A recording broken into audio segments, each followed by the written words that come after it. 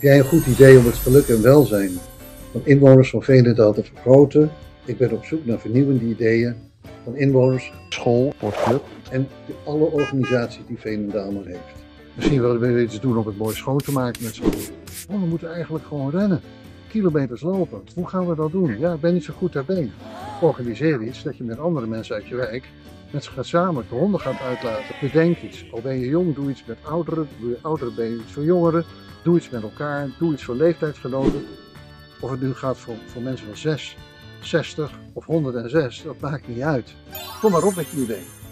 En om je idee waar te maken, als je wordt uitgekozen, krijg je maximaal €1500 om je idee te realiseren.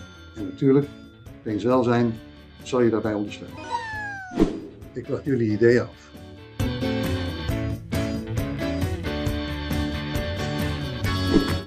Wat ga jij doen?